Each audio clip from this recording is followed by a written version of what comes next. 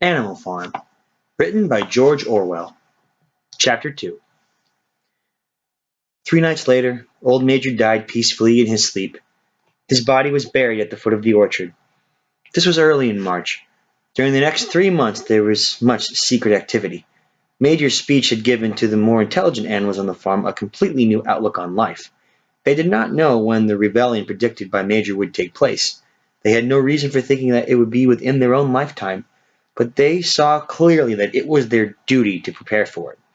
The work of teaching and organizing the others fell naturally upon the pigs, who were generally recognized as being the cleverest of the animals. Preeminent amongst the pigs were two young boars named Snowball and Napoleon, whom Mr. Jones was breeding up for sale. Napoleon was a large, rather fierce-looking Berkshire boar, the only Berkshire on the farm. Not much of a talker, but with a reputation of getting his own way.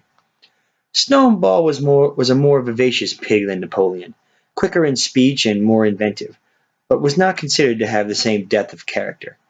All the other male pigs in the farm were porkers. The best known among them was a small fat pig named Squealer, with very round cheeks, twinkling eyes, nimble movements, and a shrill voice. He was a brilliant talker, and when he was arguing some difficult point he had a way of skipping from side to side and whisking his tail, which was somehow very persuasive. The others said of Squealer that he could turn black into white. These three had elaborated old Major's teachings into a complete system of thought, to which they gave the name of animalism. Several nights a week after Mr. Jones was asleep, they held secret meetings in the barn and expounded the principles of animalism to the others. At the beginning they met with much stupidity and apathy. Some of the animals talked of the duty of loyalty to Mr. Jones, whom they referred to as Master, or made elementary remarks such as, "Mr. Jones feeds us. If he were gone we should starve to death." Other questions asked was, "Why should we care what happens after we are dead?" Or, "If this rebellion is to happen anyway, what difference does it make whether we work for it or not?" And the pigs had great difficulty in making them see that this was contrary to the spirit of animalism. The stupidest questions of all were asked by Molly, the white mare. The very first question she asked Snowball was, "Will there still be sugar after the rebellion?" "No," said Snowball firmly. "We have no means of making sugar on this farm. Besides, you do not need sugar. You will have all the oats and hay you want." "And shall I still be allowed to wear ribbons in my mane?" asked Molly. "Comrade," said Snowball, "those ribbons that you are so devoted to are the badge of slavery. Can you not understand that liberty is worth more than ribbons?" Molly agreed, but she did not sound very convinced. The pigs had an even harder struggle to counteract the lies put about by Moses, the tame rat. Moses, who was Mr. Jones's especial pet, was a spy and a tale-bearer, but he was also a clever talker. He claimed to know the existence of a mysterious country called Sugar Candy Mountain, to which all animals went away when they died. It was situated somewhere up in the sky, a little distance beyond the clouds, Moses said. In Sugar Candy Mountain it was Sunday 7 days a week. Clover was in season all year round, and lump sugar and linseed cake grew on the hedges. The animals hated Moses because he told tales and did no work, but some of them believed in Sugar Candy Mountain, and the pigs had to argue very hard to persuade them that there was no such place. Their most faithful disciples were the two cart horses, Boxer and Clover. These two had great difficulty in thinking anything out for themselves, but having once accepted the pigs as their teachers, they absorbed everything that they were told, and passed it on to the other animals by simple arguments. They were unfailing in their attendance at the secret meetings in the barn, and led the singing of Beasts of England, with which the meetings always ended. Now, as it turned out, the rebellion was achieved much earlier and much more easily than anyone had expected. In past years Mr. Jones, although a hard master, had been a capable farmer, but of late he had fallen on evil days. He had become much disheartened after losing money in a lawsuit, and had taken to drinking more than was good for him. For whole days at a time he would lounge in his Windsor chair in the kitchen, reading the newspapers, drinking, and occasionally feeding Moses on crusts of bread soaked in beer. His men were idle and dishonest, the fields were full of weeds, the buildings wanted roofing, the hedges were neglected, and the animals were underfed. June came, and the hay was almost ready for cutting. On Midsummer's Eve, which was Saturday, Mr. Jones went into Willingdon and got so drunk at the Red Lion that he did not come back till midday on Sunday. The men had milked the cows in the early morning, then had gone out for rabbiting, without bothering to feed the animals. When Mr. Jones got back, he immediately went to sleep on the drawing-room sofa with the news of the world over his face. And when the evening came, the animals were still unfed. At last they could stand it no longer. One of the cows broke in the door of the store shed with her horn, and all the animals began to help themselves from the bins. It was just then that Mr. Jones woke up. The next moment he and his 4 men were in the store shed with whips in their hands, lashing out in all directions. This was more than the hungry animals could bear. With one accord, though nothing of the kind had been planned before, they flung themselves upon their tormentors. Jones and his men suddenly found themselves being butted and kicked from all sides. The situation was quite out of their control. They had never seen animals behave like this before, and this sudden uprising of creatures whom they were used to thrashing and maltreating just as they chose frightened them almost out of their wits. After only a moment or two, they gave up trying to defend themselves and took to their heels. A minute later, all 5 of them were in full flight down the cart track that led to the main road, with the animals pursuing them in triumph. Mrs. Jones looked out of the bedroom window, saw what was happening, hurriedly flung a few possessions into a carpet bag, and slipped out of the farm by another way. Moses sprang off his perch and flapped after her, croaking loudly. Meanwhile, the animals had chased Jones and his men out on the road and slammed the 5-barred gate behind them.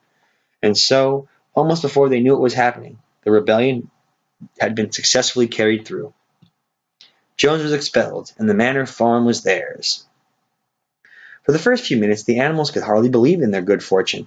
Their first act was to gallop in the body right around the boundaries of the farm, as though to make quite sure that no human beings were hiding anywhere upon them.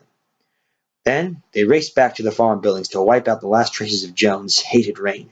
The harness room at the end of the stables was broken open. The bits, the nose rings, the dog chains, the cruel knives which Jones had used to castrate the pigs and lambs were all flung down the well.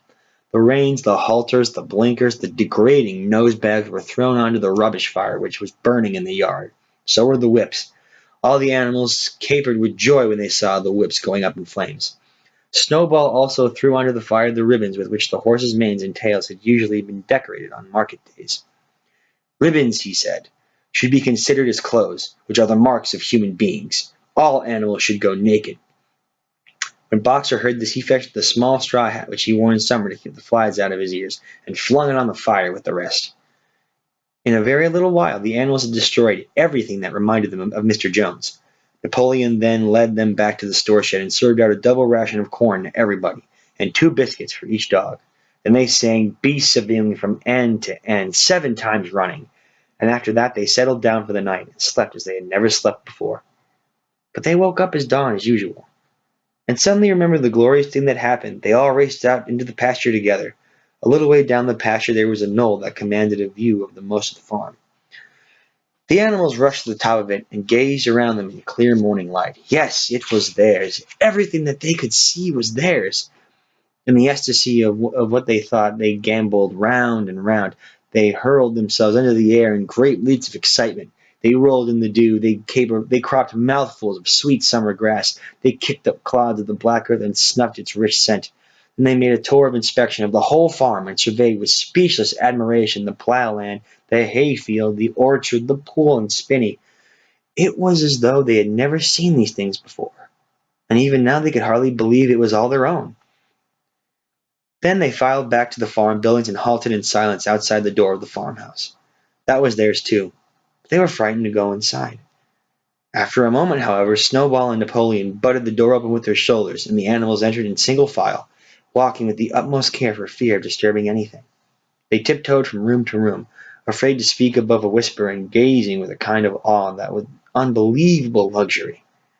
At the beds with their feather mattresses, the looking-glasses, the horsehair sofa, the Brussels carpet, the lithograph of Queen Victoria over the drawing-room mantelpiece.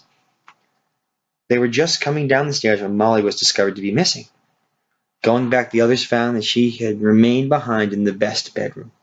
She had taken a piece of blue ribbon from Mrs. Jones's dressing table and was holding it against her shoulder and admiring herself in the glass in a very foolish manner. The others reproached her sharply, and they went outside. Some hams hanging in the kitchen were taken out for burial, and a barrel of beer on the scullery stove in with a kick from Boxer's hoof. Otherwise, nothing in the house was touched. A unanimous resolution was passed on the spot that the farmhouse should be preserved as a museum. All were agreed that no animal must ever live there. The animals had their breakfast. Then Snowball and Napoleon called them together. "Comrades," said Snowball, "it is 6:30 and we have a long day before us. Today we begin the hay harvest, but there is another matter that must be attended to first." The pigs now revealed that during the past 3 months they had taught themselves to read and write from an old spelling book, which had belonged to Mr. Jones's children, which had been thrown onto the rubbish heap. Napoleon sent for 4 pots of black and white paint, and led the way down from the 5-barrel gate that gave on the main road. Then Snowball, for it was Snowball who was best at writing, took a brush between the two knuckles of his trotter, painted out Manor Farm at the top of the gate, and in its place printed Animal Farm. This was to be the name of the farm from now onwards. After this they went back to the farm buildings, where Snowball and Napoleon sent for a ladder, which they caused to be set at the end of the wall in the big barn. They explained that by their studies of the past 3 months the pigs had succeeded in reducing the principles of animalism to 7 commandments. These 7 commandments would now be inscribed on the wall. They would form an unalterable law by which all animals on Animal Farm must live forever after. With some difficulty, for it is not easy for a pig to balance himself on a ladder, Snowball climbed up and set to work, with Squealer a few rungs below him holding the paint pot. The commandments were written on the tarred wall in great white letters that could be read 30 yards away. They ran thus: The 7 commandments. 1. Whatever goes upon 2 legs is an enemy. 2. Whatever goes upon 4 legs or has wings is a friend. 3. No animal shall wear clothes. 4.